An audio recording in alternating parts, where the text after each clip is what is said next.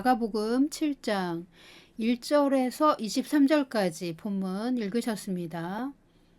참고로 요한복음 7장 15절에서 24절까지도 있습니다. 마가복음 7장을 제가 다 읽지 않고요. 6절, 7절, 8절, 9절, 13절, 15절, 16절만 읽겠습니다. 마가복음 7장 6절입니다. 이르시되 이사야가 너희 외식하는 자에 대하여 잘 예언하였도다. 기록하였으되 이 백성이 입술로는 나를 공경하되 마음은 내게서 멀도다. 7절 사람의 계명으로 교훈을 삼아 가르치니 나를 헛되이 경배하는도다 하였느니라. 8절 너희가 하나님의 계명은 버리고 사람의 전통을 지키느니라. 9절 또 이르시되 너희가 너희 전통을 지키려고 하나님의 계명을 잘 저버리는도다. 13절 너희가 전한 전통으로 하나님의 말씀을 폐하며 또 이 같은 일을 많이 행하느니라 하시고 15절 무엇이든지 밖에서 사람에게로 들어가는 것은 능히 사람을 더럽게 하지 못하되 16절 사람 안에서 나오는 것이 사람을 더럽게 하는 것이니라 하시고 아멘. 마가복음 7장 6절에서 9절까지는 이사야의 예언입니다. 예수님께서 이사야의 예언을 인용하셨어요. 이 백성이 입술로는 하나님을 공경하는 듯 하지만 마음은 그렇지 않으며 하나님의 계명을 사람의 것으로 치환하여 가르쳐서 하나님의 의도와 맥락을 이해하지 못한 채 헛되이 하나님을 경배하는 상태이다. 너희가 어찌하여 하나님의 계명은 버리면서 사람의 전통은 지키는가? 너희가 사람의 전통을 지키려고 하나님의 계명을 잘 저버리고 있다. 너희가 전한 전통으로 오히려 하나님의 말씀을 폐하며 또 이 같은 일을 많이 행하느니라 하시고 이렇게 예수님은 이사야의 말씀을 인용하여 바리새인과 유대인의 지도자들을 책망하셨습니다. 마가복음 7장의 상황은 예수님에게 당신의 제자들은 왜 장로의 전통을 지키지 않습니까? 라고 따지러 왔던 그 바리새인과 유대인의 지도자들 대부분이 이사야가 예언한 대로 사람의 계명으로 교훈을 삼아 가르치고 있었습니다. 하나님의 말씀, 구약의 모세의 율법을 문자적으로만 적용하여 지키고 있는 것입니다.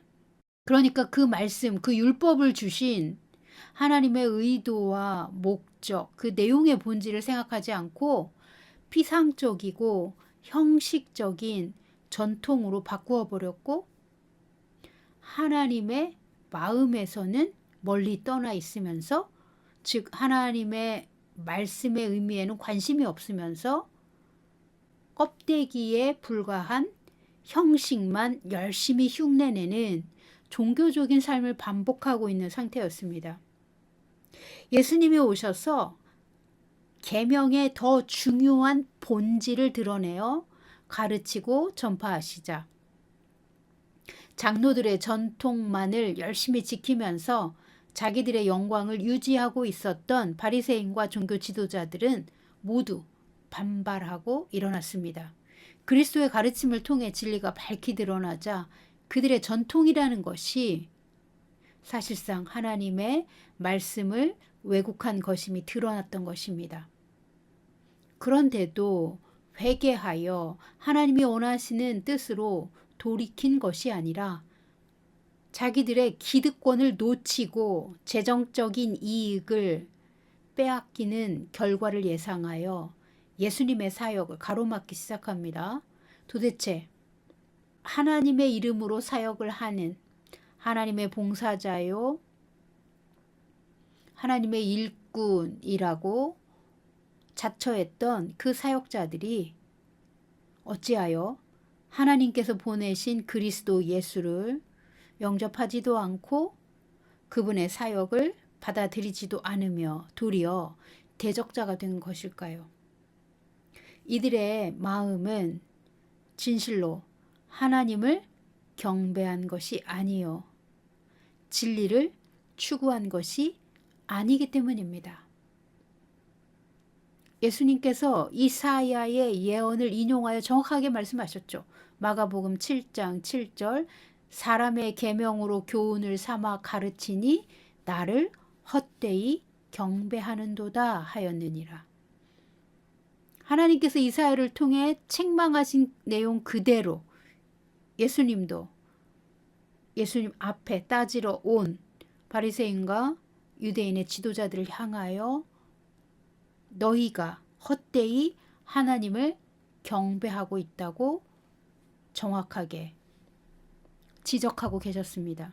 예수님은 구약의 모든 계명을 정확하게 그 본질을 꿰뚫어 가르치셨습니다. 예수님의 가르침을 들은 유대인들은 대부분 그 가르침의 깊이와 지혜 그리고 가르침의 권위에 놀라곤 했습니다. 요한복음 7장 15절에서 예수님의 가르침을 듣던 유대인들이 놀랍게 여겨 말하기를 이 사람은 배우지 아니하였거늘 어떻게 글을 아느냐? 라고 반문하였습니다. 즉 학력도 없는데 어떻게 이런 높은 차원의 진리를 아는가? 라는 의미였습니다. 예수님은 그들의 말을 들으시고 대답하셨어요. 요한복음 7장 16절입니다. 예수께서 대답하여 이르시되 내 교훈은 내 것이 아니요 나를 보내신 이의 것이니라. 17절 사람이 하나님의 뜻을 행하려 하면 이 교훈이 하나님께로부터 왔는지 내가 스스로 말함인지 알리라. 18절 스스로 말하는 자는 자기 영광만 구하되 보내신 이의 영광을 구하는 자는 참되니 그 속에 불의가 없느니라. 19절 모세가 너희에게 율법을 주지 아니하였느냐? 너희 중에 율법을 지키는 자가 없도다. 너희가 어찌하여 나를 죽이려 하느냐? 아멘. 예수님께서 가르치시는 모든 내용은 하나님으로부터 가르침을 받으신 것이며 하나님께서 전달하라고 말씀하신 것을 전하는 것이라고 대답하셨습니다. 사람이 하나님의 뜻을 행하려 하면 이 교훈은 과연 하나님께로부터 왔는가? 아니면 내가 스스로 말하고 싶어 하는 말인가? 알아야 한다는 것입니다. 전달자는 이 말이 하나님의 것인가? 내 생각인가? 이 세상의 이론인가? 안다는 것입니다. 그러나 바리새인들과 당시의 종교 지도자들은 자기 생각의 근원, 그 출처를 알지 못하고 그저 형식적으로 암기한 내용을 본질상 의미와 상관없이 사람들에게 반복적으로 가르치고 전통으로 만들어서 가르침 받는 이들이 하나님이 아닌 사람의 전통을 숭배하게 만든 상황인 것을 예수님은 드러내고 계셨습니다. 알맹이가 빠진 껍데기는 본질을 잃어버린 종교의식입니다. 의미도 중요하고 형식도 잘 지킨다면 잘하고 있는 것입니다. 그러나 의미와 본질은 잃어버린 채 형식만 반복한다면 그것은 가짜입니다. 예수님은 지금 본질을 되찾고 하나님의 백성이 하나님의 생각과 마음으로 정렬되기를 바라시고 말씀하셨지만 오히려 바리새인들과 유대인의 지도자들은 예수님을 향하여 귀신 들린 자라고 비난했습니다. 요한복음 7장 18절에서 예수님은 하나님의 말씀을 받고 전하는 자는 하나님의 영광을 위하여 전하고 가르치지만 자기의 영광을 위하여 말하는 자는 하나님과 상관없는 자기 것을 가르치는 것이라고 정확하게 구별하여 주셨습니다. 우리가 어린 신자라 하여도 구별할 수 있는 것은 거듭난 영이 있는 사람은 설교자의 가르침이 성경의 맥락과 일치하는지 아니면 사람이 만들어낸 교리인지 구별할 수 있습니다. 하나님의 말씀은 하나님 그분이 영광 받으실 수 있는 하나님의 영광을 나타냅니다. 그러나 사람이 자기의 것을 가지고 교훈을 주면 전달하는 사람 그 자신이 영광을 받습니다. 또는 사람의 교리가 숭배받습니다.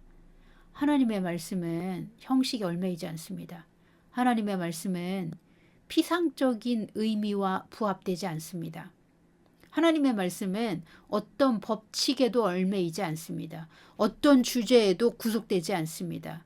법칙의 제약을 받지 않습니다. 하나님의 말씀은 진리이며 빛이며 완전한 지식입니다. 그러나 하나님의 말씀을 사람의 기준에 맞추고 사람의 교리와 전통에 맞추면 죽은 문자가 됩니다. 의미에서 벗어난 생명이 없는 문자가 되고 맙니다. 그러므로 살아서 역사하는 하나님의 말씀은 사람의 법칙에 갇힐 수가 없는 것입니다. 하나님의 말씀을 전하는 자가 만일 자기 영광만을 추구할지라도 듣는 무리가 분별이 없고 하나님의 영광을 추구하지 않는 무리라면 진짜와 가짜를 구별하지 못합니다. 그러나 요한복음에서 말하고 있는 것처럼 끊임없이 빛을 향하여 다가가는 사람들은 하나님의 빛을 보고 좋아합니다. 하나님의 빛을 발견하게 됩니다. 반대로 자기의 영광을 드러내고자 하는 이들은 하나님과 점점 멀어집니다. 진리에서 멀어지고 습관적인 종교 행위로 굳어진 전통만을 의지하게 됩니다. 하나님의 말씀은 살아있고 그 살아있는 말씀을 받고 전하는 자에게는 하나님의 영이 함께 하시고 하나님의 영광을 전달합니다. 영적인 귀가 열린 사람들, 예수님의 말씀에 의하면 들을 수 있는 귀를 가진 이들은 하나님의 말씀을 살아있는 실체로서 받아들입니다. 그러나 육신의 귀로 자기 자신을 즐겁게 하는 말만 쫓아다니는 이들은 살아있는 하나님의 말씀을 받아들일 귀가 닫혀 있습니다. 영적인 귀와 육적인 귀는 전혀 다릅니다. 마가복음 7장으로 다시 돌아올까요? 마가복음 7장 5절에서 바리새인들과 서기관들이 예수께 물었습니다. 어찌하여 당신의 제자들은 장로들의 전통을 준행하지 아니하고 부정한 손으로 떡을 먹나이까? 대답하시기를 이사야가 너희 외식하는 자에 대하여 잘 예언하였도다. 이 백성이 입술로는 나를 공경하되 마음은 내게서 멀도다. 사람의 계명으로 교훈을 삼아 가르치니 나를 헛되이 경배하는도다. 아멘. 마가복음 7장 15절 16절도 보세요. 무엇이든지 밖에서 사람에게로 들어가는 것은 능히 사람을 더럽게 하지 못하되 사람 안에서 나오는 것이 사람을 더럽게 하는 것이니라 하시고. 아멘. 자, 어찌하여 당신의 제자들은 장로들의 전통을 준행하지 않고 부정한 손으로 떡을 먹습니까? 그러니까 왜 손도 안 씻고 음식을 먹습니까? 라고 예수님께 따졌어요. 예수님 말씀하시죠. 음식은 배로 들어가서 뒤로 나가므로 사람을 본질적으로 더럽게 하지 못한다. 그러나 사람의 마음으로 들어가서 마음에서 나오는 그것이 사람을 더럽게 한다. 예, 마가복음 7장 19절 20절 내용입니다. 마가복음 7장 21절이에요. 사람의 마음에서 나오는 것이 악한 생각, 곧 음란과 도둑질과 살인과 간음과 탐욕과 악독과 속임과 음탕과 질투와 비방과 교만과 우매함이니 23절 이 모든 악한 것이 다 속에서 나와서 사람을 더럽게 하느니라. 아멘. 예수님은 장로들의 전통을 중시하지만 하나님의 계명을 저버린 바리새인들의 마음에서 나오는 것은 하나님의 진리가 아니라 간음과 탐욕과 악독과 속임과 음탕과 질투와 비방과 교만과 우매함과 같은 더러운 것들이다 하셨습니다.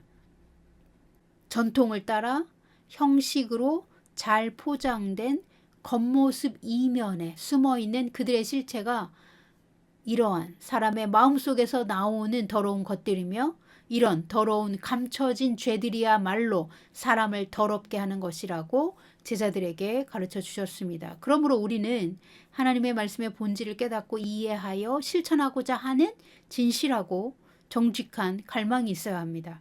우리 마음에서 더러운 것이 나온다는 말은 우리가 마음에 들어오도록 허락했다는 말입니다. 그러면 어떻게 우리 마음에 더러운 것들을 제거할 수 있을까요? 진리의 말씀이 우리 마음에 심겨져야 합니다. 우리 마음에 진리에 속한 생각이 들어가 우리를 깨끗하게 함으로 비로소 우리 마음에서 깨끗한 말이 나오고 깨끗한 행위가 나오는 것입니다. 만약 하루 종일 누군가를 비방하고 더러운 말을 하고 다른 이의 인격과 감정을 해치는 말을 일삼는 사람이 있다면 그 사람의 마음에는 무엇이 가득한 것일까요? 예수님 말씀대로 하자면 악독이 가득하고 죄가 가득한 것입니다. 모든 사람은 자기가 한 말에 자기가 책임을 지게 되어 있습니다. 우리의 육신의 생명이 끝나는 날 모든 사람은 예수님의 심판대 앞에 섭니다. 우리가 평소에 어떤 말과 행동을 했는지 낱낱이 기록된 행위록이 있습니다. 예수님은 우리가 한 말이 우리를 심판하도록 우리의 말을 달아보십니다. 매일 자기 죄를 회개하지 않는다면 더러운 말과 행동은 바뀌지 않으며 마음에는 여전히 더러운 것을 가지고 있는 것입니다. 우리가 우리의 죄를 회개하려면 저절로 되지 않고 말씀을 진지하게 묵상하며 기도하는 시간을 가져야 합니다. 우리 마음은 밭과 같아서 매일 기경하지 않으면 더러운 것들이 들어와서 잡초처럼 뿌리를 내리고 마음을 더럽고 황폐하게 만듭니다. 그러므로 우리는 우리 마음에 성령님이 들어오셔서 일하시도록 매일 우리의 마음밭을 기경하고 청소해야 합니다. 오늘 본문 마가복음 7장에서 예수님은 사람이 더러운 것을 생각과 마음에 집어 넣으면 그 더러운 것이 마음에서 입으로 나오므로 자신을 더럽히고 듣는 이들을 더럽히는 죄를 짓는 것이다 라고 설명하신 것입니다. 구약에도 같은 내용이 많이 있습니다. 잠언 15장 28절 의인의 마음은 대답할 말을 깊이 생각하여도 악인의 입은 악을 쏟느니라. 잠언 13장 2, 3절 사람은 입의 열매로 인하여 복록을 누리거니와 입을 지키는 자는 자기의 생명을 보존하나 입술을 크게 벌리는 자에게는 멸망이 오느니라. 아멘. 잠언 6장 2절 내 입의 말로 내가 얽혔으며 내 입의 말로 인하여 잡히게 되었느니라. 잠언 4장 23절 모든 지킬 만한 것 중에 더욱 내 마음을 지키라. 생명의 근원이 이에서 남이니라. 잠언 4장 24절 구부러진 말을 내 입에서 버리며 비뚤어진 말을 내 입술에서 멀리하라. 아멘. 예수님의 말씀을 겸손히 받아들이는 이들은 그 마음에 복음의 씨앗을 심는 것입니다. 말씀의 씨앗이 사람의 마음밭에 심겨지면 그 천국의 씨앗은 자라고 열매를 맺습니다. 하나님의 말씀이 뿌리를 내리고 자랄수록 우리의 마음은 정결하고 거룩해지며 의롭고 지혜로운 마음이 됩니다. 우리 마음에 좋은 씨앗이 자라고 열매를 맺는다는 말은 그 생각하는 것이나 판단하는 것이나 말이나 행동이 복을 받을 수 있는 상태, 하나님의 역사가 나타날 수 있는 정결하고 좋은 마음밭이 되었다는 뜻이며 하나님의 생각과 우리의 생각이 일치되면 우리가 기도하는 모든 것에 응답을 받습니다. 이것이 예수님이 요한복음 15장에서 가르쳐 주신 열매가 풍성한 삶입니다. 복을 받을 수 있는 마음은 하나님 눈에 명백합니다. 저 사람이 왜 저렇게 인생이 구부러져 있는지는 그 사람의 마음에서 나오는 말을 들어보면 알 수 있습니다. 말이 구부러진 사람은 자기 인생의 구부러진 길을 만드는 사람입니다. 하나님의 생각과 마음에서 나오는 모든 말씀은 사람의 길을 바르게 하며 그 길이 형통하게 합니다. 그러나 이 세상과 세상의 길은 사람 눈에 잘 되는 것처럼 보이나 하나님의 길에서 멀리 떨어진 멸망의 길입니다. 예수님을 믿는다는 것은 예수님이 주시는 생명으로 자기 인생을 복되게 살아가는 것입니다. 복된 인생이란 예수님의 말씀에 순종하여 그 사람의 모든 기도에 응답을 받는 삶입니다. 그러나 우리의 생각과 마음이 구부러져 있고 진리의 말씀에 무지하다면, 예수님의 말씀에 대한 이해가 부족하다면 열매 맺는 복된 삶에 대하여 다시 배워야 합니다. 우리가 기꺼이 배우고자 한다면 성령님은 우리를 초자연적인 은혜로 도와주실 것입니다. 사람의 교훈이 아닌 하나님의 입에서 나오는 말씀으로 우리의 영혼을 먹이고 채워야만 우리는 열매를 맺고 하나님이 주시는 복을 받을 수 있습니다. 사랑하는 성도 여러분, 하나님을 헛되이 경배하는 거짓된 삶에서 떠나야 합니다. 하나님의 말씀이 내 마음밭에 심겨지고 뿌리를 내리고 자라고 열매를 맺어 하나님께 영광 돌리는 삶은 예수님의 말씀을 지키고 예수님과 하나 된 관계에서 나옵니다. 우리는 그 생명의 말씀으로 자기 영혼을 먹이고 성장하는 것입니다. 지금은 예수님이 오시기 전에 교회가 혼인잔치를 하기 위해 신부로서 자신을 단장하는 마지막 기회의 시간입니다. 우리 중 누구도 아무도 예수님이 언제 오실지는 모르지만 성경이 예언한 마지막 시대의 마지막 시간대인 것은 분명합니다. 그러므로 믿는 자들은 자신의 마음을 정결하게 하고 하나님의 완전한 지식으로 자신을 채워서 하나님의 진리로 충만한 삶을 살기를 갈망해야 합니다. 우리 모두 그렇게 기도합시다.